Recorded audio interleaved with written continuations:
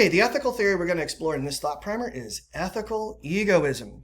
Ethical egoism is the theory that the right action is the one that advances one's own best interests, okay? So ethical egoism is a theory, it's not a code. A moral code is a set of rules that you agree to follow. So if you're a psychologist or a doctor or a business person, there's a professional code of ethics, a set of do's and don'ts that you agree to respect and adhere to as a member of that profession. But a moral theory isn't going to have those kinds of rules established at the outset. Instead, what it's going to do is it's going to identify a principle or some set of principles that you should rely on when creating or identifying the rules that you should follow. In an ethical egoism, that principle is your interests, okay? Your interests are those sets of circumstances that are good for you, okay? So I have thoughts, I have desires, but they don't necessarily correlate to what's best for me or what's good for me. So I may have this really powerful desire to go to this super hip party on a Sunday night, really feel compelled to do this. I'm going to be bummed if I miss this party. But I also recognize that I have an exam first thing Monday morning, and it's in my interest to do well on that exam so that I ultimately earn a good grade in the class, get my degree, and go on and have a happy life. So I recognize that it's in my interest to avoid the party and stay home and get a good night's rest. In fact, I might even come to the conclusion that it's not only in my interest to stay at home and get a good night's rest, it's in my best interest to stay at home, have a healthy dinner, study, and then get a good night's rest. Okay, so there's an interest that I have, then there's a better interest that I have, a best interest, and it doesn't necessarily correlate with what my desires are. But to the ethical egoist, the right-making feature of an action is that it advances one's best interest. So even though I want to go to that party, as an ethical egoist, I recognize that staying home and doing the studying and the resting and so forth, that's going to be the thing that advances my very best interest. Okay, now it might be helpful to compare ethical egoism to the three theories we've studied previously, these relativistic theories. Subjectivism. Remember, in subjectivism, the right-making feature of a particular action is that we believe that's the right thing to do.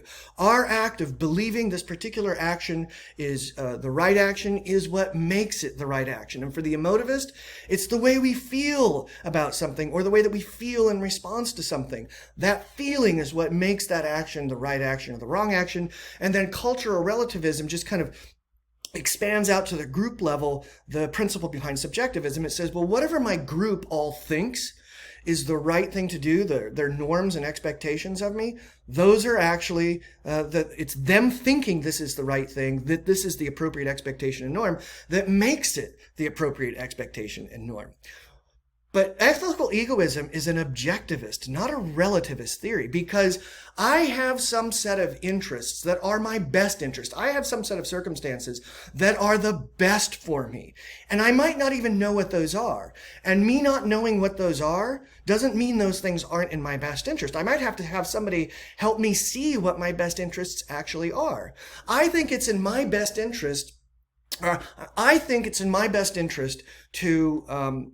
to live a happy, healthy life, to live a stable life. I think that's in my best interest.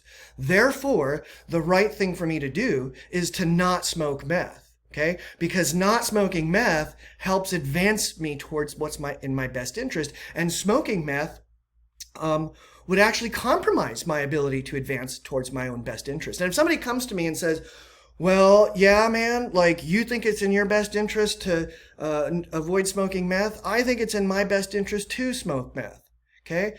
And if we're operating as subjectivists, we'd have to shrug our shoulders and say, well, if you think that, then that's right for you, to each his own. Remember, my truth?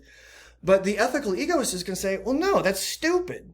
It's not in anyone's best interest in most cases, vast majority of cases, to ever smoke meth. They're getting it wrong. There's a best interest that exists independent of that person's thinking that I need to help them see as their actual best interest, because it's their best interest whether they see it or not. Now, there's a couple of things we need to distinguish here. Ethical egoism is not ethical egotism. Okay? When we talk about egotism, you talk about like an egotistical person, you're talking about that person that seems like super self-consumed, right? It's all about me all the time. Whereas egoism is not saying that I'm better than anybody else. Egoism is saying, Well, what matters to me most are the circumstances of my life. And what matters more to me than it does to most anyone else are the circumstances of my life. So I'm focused in on my life and how to take responsibility for the circumstances of my life. It doesn't necessarily mean that I'm holding myself as somehow superior to you. I'm just saying that I'm more important to me than I likely am to you. Okay?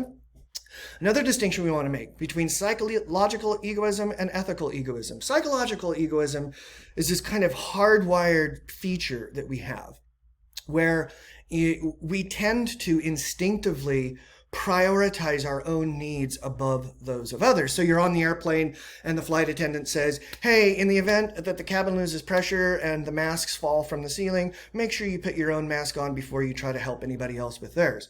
Well, I should get a job as a flight attendant. That was a pretty good rendition. And they're saying that to us because they know that if we don't have that mask on and the ability to breathe and we're trying to help somebody out, we could start to freak out and then two people don't have the ability to breathe. So take care of yourself first and then you can take care of others. Now, what ethical egoism is saying is, I'm not necessarily saying I'm psychologically hardwired to do certain things for myself, but what I am saying is that I can determine what the right and wrong things are for me to do based on what I know is best for me. Okay? Another distinction to make between act egoism and rule egoism. Act egoism is a theory that says this. I should, in every single situation that I encounter, I should determine what will advance my own best interests in that particular situation. So sometimes perhaps telling the truth is what will advance my own best interest, and other times perhaps lying and being dishonest will advance my own best interest. Okay, which action is the right action kind of depends on the circumstance to the act egoist. Whereas the rule egoist is going to say, no. I got to figure out what rules I follow that are ultimately overall going to lead to my best interests. I'm going to follow those rules even when sometimes they don't lead to my own best interests. So there's a great film based on a play by David Mamet called Glengarry Glen Ross. If you haven't seen it, you should. It's interesting. And one of there's a big scandal that occurs where the police come in and start to investigate. And the guys are all shady as all get out. And the one character, Al Pacino's character, goes to another person, and the other person says, I don't know what to do. What should I tell the police? And Al Pacino's character says, you always tell the truth, because the truth is the easiest thing to remember. Okay? So it starts out as like, oh, this guy really values honesty. And he's like, no, he just doesn't want to get caught in a lie. So you always tell the truth because it's the easiest thing to remember. Something else you might want to think about is this. If you are self-interested, if you prioritize your interests above the interests of others, does that necessarily mean that you're selfish? If you prioritize your own best interests above others, is it ever in your best interest to do something for somebody else, even if it doesn't immediately benefit you? And I want you to think about this because this may be a question on your first ethical inquiry. Is it possible to be self-interested without necessarily being selfish? Okay, so ethical egoism, it's a consequentialist ethical theory. That means that what it prioritizes is not the action that we take, not what our motivations are, but what the consequences of that action are. And it's an objectivist rather than relativist ethical theory because it assumes that there exists objectively some set of circumstances that is best for you, even if you're not aware of what those circumstances are and need somebody else to help you see or discover what those are, okay? So in our moral framework here, if we're ethical egoists, I don't know what's going on up here. If we're ethical egoists, then what we're putting in as our foundation for our ethical framework is the individual best interest. The individual best interest matters most. It's the thing of supreme value.